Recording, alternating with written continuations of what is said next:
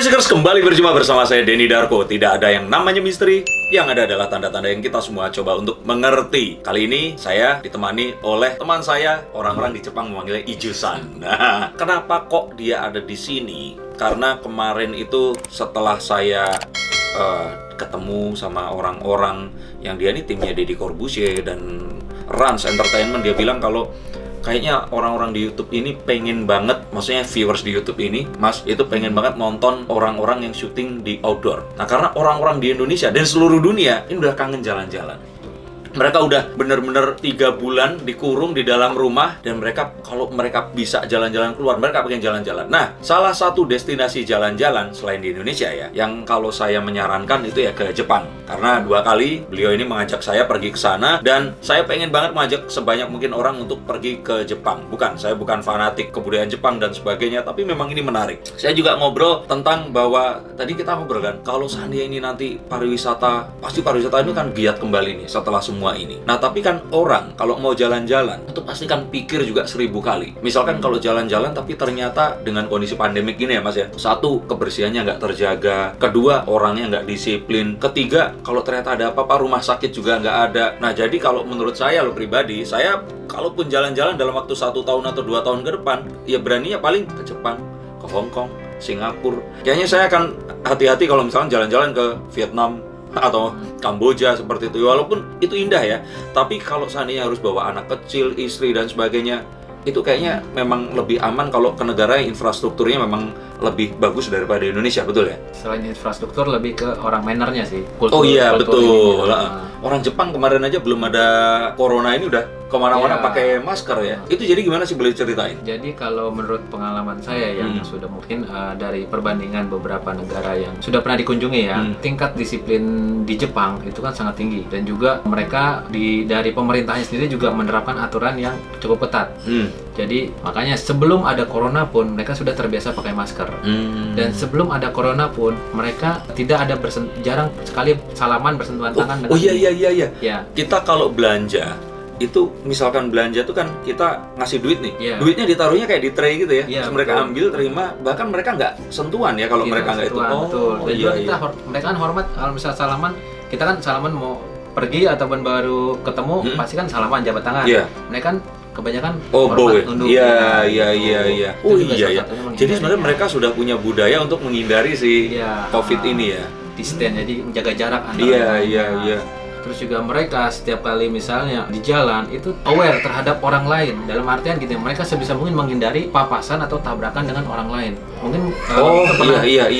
Kalau kita sering walaupun rame gitu tapi tetap jaga jarak.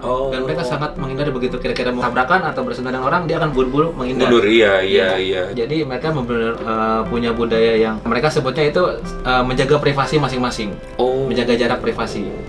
Okay. Dan itu berpengaruh sekali dengan untuk mengurangi dampak dari corona ini ya, COVID-19. Itu bahkan sebelum ini ada ya? Iya, betul. Berarti ya memang paling aman ya perginya ke sana berarti ya. Nah, satu lagi tuh yang saya ngerasa itu kan kalau di Jepang itu orang-orang itu kayak patuh gitu loh. Polisi aja tuh jarang ada gitu. Jadi memang disiplin itu termasuk kita gampang ya, kalau kemana-mana juga gampang dan sebagainya. Kalau ada apa-apa pun itu gampang ya berarti. Iya, betul. Di sana gampang, terus juga aman ya pasti ya. Gitu. Terus kenapa mereka patuh sekali, misalnya juga sangat menjunjung tinggi manner lah ya, kepribadian mereka. Karena apa? Mereka dari kecil sudah ditanamkan sama orang tua. Kalau misalnya mereka berbuat tidak sesuai dengan norma atau kebudayaan dari bangsa Jepang itu, yang malu itu bukan dia doang, tapi leluhur-leluhurnya sampai ke atas. Orang tuanya, jadi akan dianggap oleh tetangganya atau orang lain gitu. Itu orang tuanya mendidiknya seperti apa gitu. Ada hal seperti itu, ada yang anggapan seperti itu. Tapi ya itu tadi ya, terlepas dari budaya atau enggak, sekarang ini kan ya tadi balik lagi, orang kalau mau pergi keluar ya walaupun mau berwisata tapi tetap pengennya kan aman ya. Berarti memang sebaiknya pergi ke sana itu adalah satu termasuk pilihan kita taruh di nomor 1 ya. Betul. Karena memang yang saya sudah lihat juga, kita membeli makanan segala macam, sebelumnya pasti mereka sudah punya hand sanitizer sendiri. Setelah melayani pembelian atau misalnya nerima uang atau mengembalikan uang kembalian, mereka langsung cuci tangan lagi. Itu sekarang atau dari dulu? Dari dulu. sebelumnya gitu. Itu walaupun bukan di restoran mewah begitu? Betul. Walaupun bukan di restoran mewah. Saya nggak notice soalnya pas kita kemarin ke sana. Semuanya rata seperti itu. Jadi kalau misal di kasir sudah pasti ada hand sanitizer walaupun sebelum ada corona ini ya, COVID ini ya. Gitu. Makanya di sana pun ya nggak terlalu setinggi di Indonesia atau di negara lain ya. Selain itu apa Mas yang membuat ya kalau ngomongin masalah Jepang semua orang pasti punya ketertarikannya masing-masing. Tapi tambahkan alasan nanti setelah ini selesai pengen jalan-jalan, pasti kan banyak yang mikir pengen ke Hong Kong atau pengen misalkan ke Korea ya kan. Nah, kenapa kok Jepang? Jadi kalau misalnya dari tetangga-tetangga ya, Korea, Hong Kong, atau Jepang, kita balik lagi sih ke aturan negara sama manner orang-orangnya. Bukan kita meremehkan Korea atau Hong Kong, tapi kebanyakan memang yang saya sudah temui itu kulturnya memang lebih teratur dan lebih disiplin orang-orang Jepang. Gitu, walaupun mereka juga disiplin, mereka juga teratur. Walaupun Korea dan Hong Kong sekalipun ya. Tapi tetap lebih disiplin Jepang. Artinya itu buat kita orang yang belum pernah ke sana, jalan ke sana itu akan lebih dimudahkan karena nggak ada ya itu tadi ya deviasi atau apa. Kayak misalkan kemarin saya sempat mikir loh, waduh dengan nggak bisa baca kanji atau katakana, saya naik ke line itu kereta kayak gimana, tapi ternyata Jepang itu ya mudah ya kalau di Tokyo aja loh ya. Itu ada yang Yamanote yang melingkar itu ya. Dan ya memang yang di sekitarnya gitu. Dan gampang banget membacanya ternyata karena ya salah satu pilihan pergi ke tempat wisata yang hemat biayanya itu yang public transportation-nya bagus Mas. Karena kalau enggak kita tuh kayak ya misalkan pergi nggak tahu terus nggak naik public transportation terus diketok naik kendaraan yang nggak jelas seperti itu kan. Kita takut seperti itu sih. Iya, kalau sana sih enggak ya. Karena gini, dari pemerintah maupun masyarakatnya. Pertama pemerintahannya ketat, yang kedua masyarakatnya disiplin. Jadi itu berpengaruh pada semua sektor, baik kehidupannya maupun juga mereka ketika orang luar masuk ke Jepang. Jadi yang tadi Masnya sampaikan bahwa di kereta mudah segala macam, betul. Karena memang mereka memberlakukan sebisa mungkin wisatawan tuh dipermudah. Selain itu, ini kembali ke masalah COVID itu ya, kenapa kita harus prioritas ke Jepang kalau misalnya pilihan utama kalau mau wisata. Ya. Di keretanya sendiri pun juga memang orang-orangnya, kulturnya tidak ada yang seperti kita di ngobrol, makan, terus batuk apa sembarangan segala macam nggak ada. Jadi mereka, kalaupun mereka mau terima telepon ataupun ngobrol segala macam, mereka lebih baik turun kereta. Terus ikut kereta berikutnya. Malah sebenarnya yang saya sudah lihat gitu ya. Kalau ada grupnya orang Indonesia, mereka kan pergi menghindar. Gitu. Lebih mereka pindah gerbong atau turun kereta. Karena orang Indonesia banyak ngomong kebiasaan di sini. Itu juga mengganggu privasi dianggapnya. Iya. Selain itu mungkin juga anggapnya mungkin ya salah satunya mungkin mereka menghindari misalnya ada penyakit apa segala macam yang bisa menular dari orang lain. Ya, itu juga salah satunya yang bisa menjaga orang-orang sana terhindar dari penyakit yang sifatnya bisa virus apa segala macam dari orang sekitarnya. Iya. Berarti memang ya kalau mau ke sana ya kalau masalah alam dan sebagainya ya kita tahulah ya dan bisa googling. Tapi alasan ini pasti nggak banyak yang nyadar karena dalam kondisi seperti ini ya memang sebaik mungkin kita memang ke tempat yang secara healthcare semuanya memang aman gitu loh Mas, nggak kena ini. Berbeda dengan kalau Indonesia sendiri, karena kan kemarin dikasih tahu bahwa COVID-19 itu memang kalau di negara tropis itu lebih ya nggak menular karena banyak mati. Cuman kalau negara-negara yang subtropis seperti itu kan ya lebih berbahaya kan. Berarti kalau kita memang ke tempat seperti ini ya harus memilih yang paling safe seperti itu.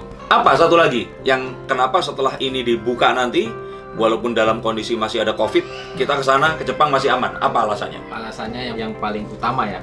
Di sana itu salah satu kiblat fashion dari orang-orang Asia, terutama Indonesia.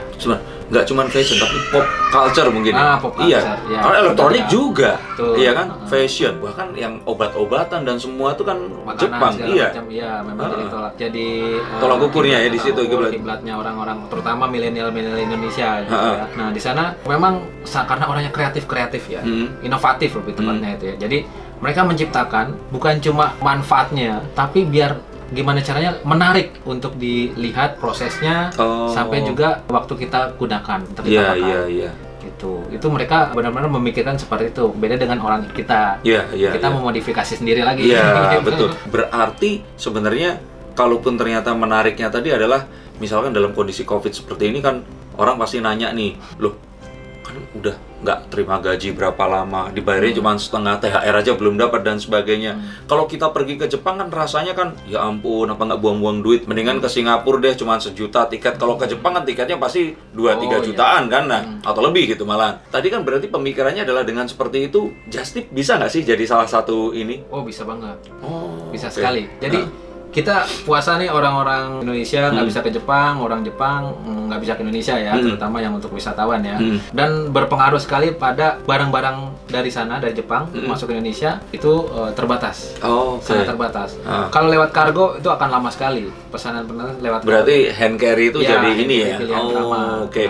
Berarti nanti pasti akan diburu orang kalau Just Tip seperti itu. Iya, saat ini saja ya, barang yang normalnya katakanlah barang A gitu ya, biasanya 300.000 di Indonesia. Nah, 300.000 harga jual. Harga jualnya di 300.000. Saat ini ada yang jual 600-700.000. 2 kali lipat. Dan itu diambil. Sebentar, 300.000 aja itu udah ada marginnya. Sudah ada margin. Berapa marginnya? Itu 60% minimal. 60%. Iya. Berarti marginnya 150.000 minimal. Iya, betul. Berarti barang 150.000 laku 700.000. Laku 700.000. Sebentar, ini tapi nggak melanggar hukum kan? Tidak. Secara pajak ini masih barang. Masih tetap bayar pajak kita. Sebentar.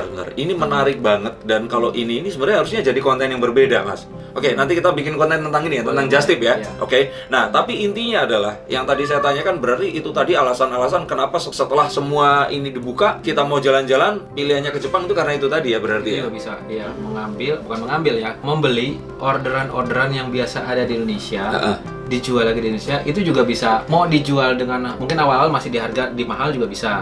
Tapi begitu udah normal, itu akan kembali ke harga normal. Tapi tetap masih ada. Tetap masih ada. Ini menarik banget. Ya wes, ini akan kita bahas. Tapi overall itu tadi adalah alasan mengapa Jepang itu jadi destinasi nomor 1 di antara banyak yang lainnya. Saat setelah COVID-19 ini mulai agak mereda, yang kebelet jalan-jalan memang harus pergi ke sana. Dan ingat, berarti itu nggak terlalu mahal ya.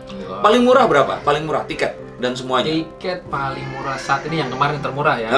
Di kisar 3-4 juta lah. 3-4 juta. Kalau semua pergi ke Jepang cukup keliling Tokyo dulu deh, itu berapa? Ya. Kayak saya kemarin. 5 hari. 5 jutaan lebih dikit lah. 5 jutaan Nggak lebih nyampe dikit. Nggak nyampe 6 juta.